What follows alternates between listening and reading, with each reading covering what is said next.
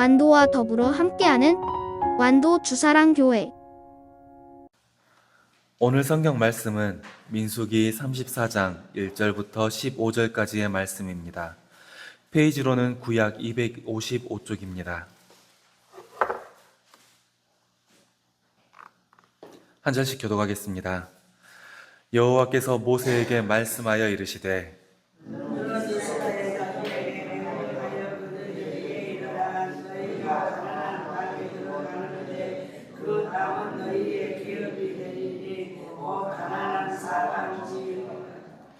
너희 남쪽은 에돔 곁에서 접근한 신광야니 너희의 남쪽 경계는 동쪽으로 염해 끝에서 시작하여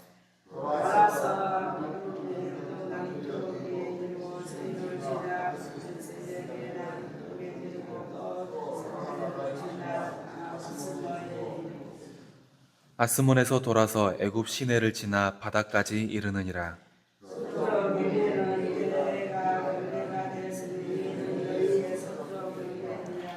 북쪽 경계는 이러하니 대해에서 호르산까지 그어라.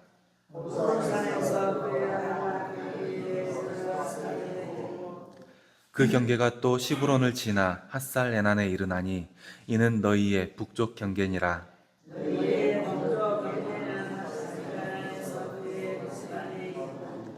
그 경계가 또 스밤에서 리블라로 내려가서 아인 동쪽에 이르고 또 내려가서 긴네렛 동쪽 해변에 이르고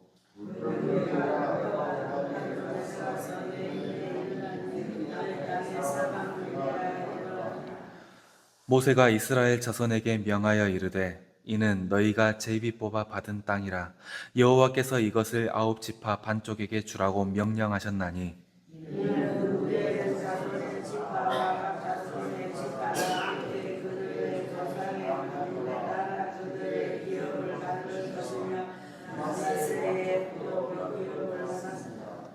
함께 읽겠습니다. 이 두 지파와 그 반 지파는 여리고 맞은편 요단 건너편 곧 해 돋는 쪽에서 그들의 기업을 받으리라. 아멘. 오늘 또 말씀으로 새벽을 여는 우리 주산학교회 성도님들의 하루가 주님의 인도하심을 경험하는 하루가 되시기를 소원합니다. 이스라엘 민족은 경계에 대해서 굉장히 민감한 사람들이었습니다.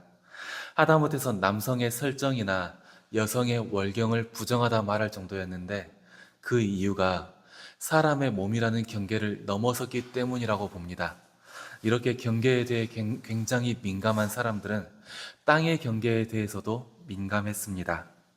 오늘 성경 말씀은 이스라엘 백성이 가나안 땅에 들어가기 직전 하나님께서 그들에게 허락하신 땅의 경계를 명확하게 지시하시는 내용입니다.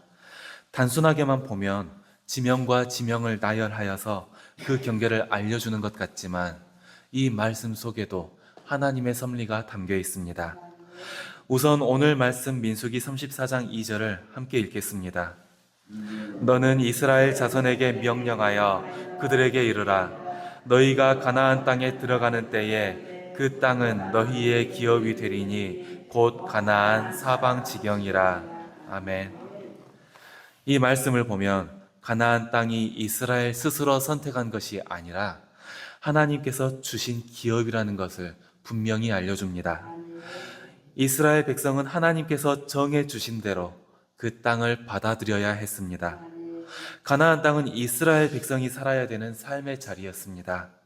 그 삶의 자리를 이스라엘 백성이 스스로 정한 것이 아니라 하나님께서 지정하고 인도하여 주셨던 것입니다. 이것은 하나님의 백성이 환경과 삶의 자리를 하나님께서 주신 대로 받아들여야 함을 알려줍니다. 이건 우리가 살아가는 환경과 삶의 자리도 마찬가지입니다. 우리가 하나님의 백성으로 살고 있는 한은 우리가 서 있는 이곳은 하나님께서 세우신 자리입니다. 하나님의 백성은 하나님께서 주신 것을 남과 비교하지 않고 감사함으로 받아들여야 됩니다. 그리고 그곳에서 하나님께서 뜻하신 것을 찾으며 주신 사명을 감당해 나가야 됩니다. 삶의 자리에서 나오는 우리 성도님들의 고백이 하나님을 향한 감사가 되시기를 소원합니다. 하나님께서는 이스라엘 백성들이 차지할 땅의 경계를 여러 지명을 들어가며 상세히 알려주셨습니다. 오늘 말씀 3절과 4절 함께 읽겠습니다. 너희 남쪽은 에돔 곁에 접근한 신광야니 너희의 남쪽 경계는 동쪽으로 염의 끝에서 시작하여 돌아서 아그라빔 언덕 남쪽에 이르고 신을 지나 가데스 바네아 남쪽에 이르고 또 핫살 아다를 지나 아스몬에 이르고. 아멘. 하나님은 땅의 경계를 상세히 알려주셨습니다. 가나안 정복에 대한 막연한 기대나 소망이 아니라 정확한 경계와 지명을 알려주심으로써 상세한 약속의 구원을 확신하게 하셨던 것입니다. 상세한 약속은 하나님께서 반드시 약속을 성취하신다라는 확신을 얻게 합니다. 하나님께서 정하신 경계는 이스라엘을 향한 구체적이고 상세한 약속이었습니다. 이스라엘 백성들은 가나안 땅을 점령하는 고비고비마다 이 상세한 약속에 의지해서 하나님께서 분명히 이 고비 너머의 땅을 주시겠구나 확신하며 나아갔을 것입니다. 분명히 하나님께서 하시는 일은 빈틈이 없으시고 주님께서 주신 약속은 분명히 이루어집니다. 하나님께서 말씀하신 경계들이 이루어져 가는 과정들을 보며 여호수아는 나중에 이렇게 고백합니다. 여호와께서 이스라엘 족속에게 말씀하신 선한 말씀이 하나도 남음이 없이 다 응하여졌더라 라고요. 새벽 제단을 쌓으며 하나님께 나아오는 우리 성도님들의 고백이 여호수아의 고백처럼 하나도 남음이 없이 다 응하여졌다, 이렇게 고백되기를 소원합니다. 마지막으로 오늘 성경 말씀 13절과 14절 함께 읽겠습니다. 모세가 이스라엘 자손에게 명령하여 이르되 이는 너희가 제비 뽑아 받을 땅이라 여호와께서 이것을 9지파 반쪽에게 주라고 명령하셨나니 이는 르우벤 자손의 지파와 갓 자손의 지파가 함께 그들의 조상의 가문에 따라 그들의 기업을 받을 것이며 므낫세 반쪽도 기업을 받았음이니라. 아멘. 하나님은 이스라엘 백성 전체에게 분명한 기업을 약속하셨습니다. 그리고 르우벤과 갓, 므낫세 반 지파를 따로 언급하십니다. 이 세 지파는 이미 그들의 땅을 분배받았기 때문입니다. 하나님께서는 이렇게 각 지파가 분배를 받을 땅과 이미 받은 지파들에 대해 말씀하심으로써 이스라엘 지파 간의 갈등과 이스라엘 지파들이 땅을 분배받으며 생길 갈등과 혼동을 미리 방지하셨습니다.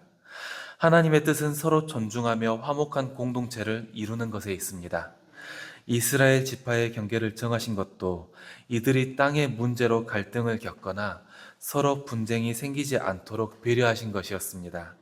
신명기에서는 또 그의 이웃의 경계표를 옮기는 자는 다 저주를 받을 것이라 할 것이요 모든 백성은 아멘 할지니라, 이렇게 경고하시기도 합니다. 명확한 경계와 순종을 통해 이스라엘 지파들이 서로 존중하며 화합을 하는 공동체가 되기를 바라신 하나님의 뜻이었던 것입니다. 이것은 우리가 이루는 공동체에도 중요한 교훈을 줍니다. 하나님께서는 하나님 나라에서 각 사람들에게 다른 은사와 다른 소명을 주시고 또 서로 다르게 사용하십니다.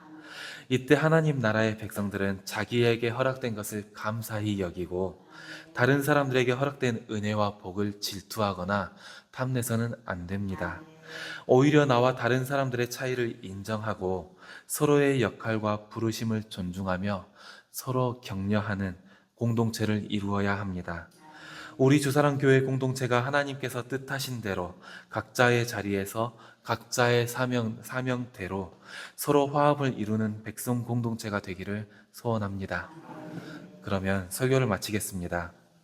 기도하겠습니다. 하나님 아버지 감사합니다. 오늘 또 하나님의 백성들이 새벽 제단에 나와 하나님의 말씀으로 그 삶을 시작합니다. 주님께서 약속하신 약속을 통해 하루의 희망을 얻게 하여 주시옵소서. 주신 약속들이 이루어져가는 경험을 통해 그 고백이 남음이 없이 다 이루어졌다, 이리 말하게 하여 주시옵소서. 서로가 서로의 자리에서 각자의 역할을 다하게 하시고 더 높고 낮음이나 더 많고 적음을 따지기보다 서로 화합하여 하나님의 나라를 이루어가게 하여 주시옵소서. 우리 주사랑 공동체를 통해 이루실 일들을 우리가 기대합니다. 하나님의 뜻이 있는 곳에 우리 주사랑 교회 공동체가 서 있기를 원하오니 우리를 이끄시고 세우신 그곳에서 우리를 사용하여 주시옵소서. 모든 순간순간마다 하나님의 인도하심을 의지하며 예수님의 이름으로 기도드렸습니다. 아멘.